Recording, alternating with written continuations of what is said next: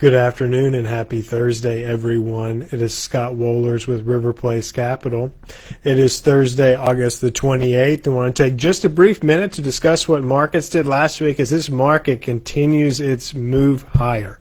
Nothing, it seems like, can keep this market down.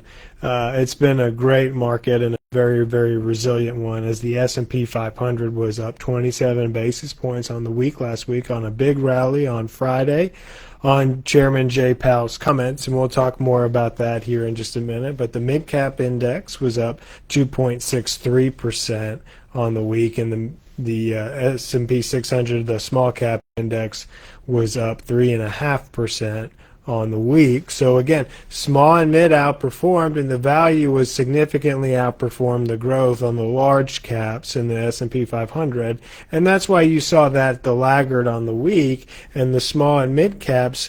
The reason why you're seeing a lot of catch-up trade there is based on what Chairman Jay Powell said last Friday in Jackson Hole, and that was that it seemed like it may be time for the Federal Reserve Bank to cut interest rates, and that maybe September is time that it was appropriate to do so, and the market rallied off of that, especially small caps, especially mid caps, especially value-oriented stocks, especially those dividend-paying stocks. All had significant rallies and market rallies, and you're seeing that follow through a little bit this week. And as we look at the internals, as we look at it at River Place Capital, through our technical analysis, we're really starting to see the money flows into those cyclical arenas of the market, which shows the market confidence and the breadth. And one of the reasons why this market continues to move forward is the fundamentals of corporate earnings are growing at the rate, or actually outpacing the rate in which the market's growing, allowing the market to continue to move higher. So it's not that the market is moving higher on hopes and wishes. It's true fundamental business economic growth that's driving the results, and investors are continuing to pour money in to invest in that economic drivers of these earning growth that we're seeing out of most of these companies that are reporting phenomenal earnings growth. And one of the reasons why you may start to see some outperformance in the value sector, especially in the large cap side, is as short-term rates start coming down, as the Fed starts lowering rates, investors are going to be looking for a way to get return on their dollar again. Think back to 22, when investors were looking for a place to get stable, good returns and capital returned on an investment.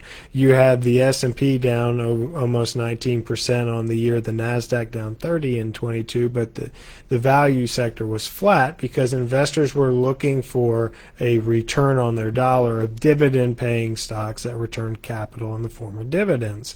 So you're starting, as short-term rates come down, investors are going to be looking to get that yield for that income to live off of. So expect there to be maybe some little bit of rotation. We don't know how long that will last, but that could be a driver as rates come down to see some of those value-oriented, more cyclically oriented stocks outperform, as well as you've just seen relative outperformance of the growth sector over the course of the last 2 years.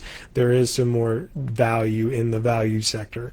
So as always, if you have questions about how to navigate this market and where it's going, as we've been through historically the most volatile time in markets, and we continue to be, as we sit today, at all-time highs in the S&P 500. It has been a very resilient market this year, and we could go into a lot of reasons why it's resilient, but a very resilient market, and we continue to expect that to be the case. Now, if the Fed pivots in September and we do not get a rate cut like they've signaled, then we could be in for a rocky road in the equity markets, but all signs point to a cut in September, which we had been talking about for some time, that it was time, and glad to see the Fed coming through with that. So as always, if you have questions about how to navigate this or how this impacts your portfolio, feel free to give us a call. You can reach us at 904-346-3460. Or as always, check us out online at www.riverplacecapital.com.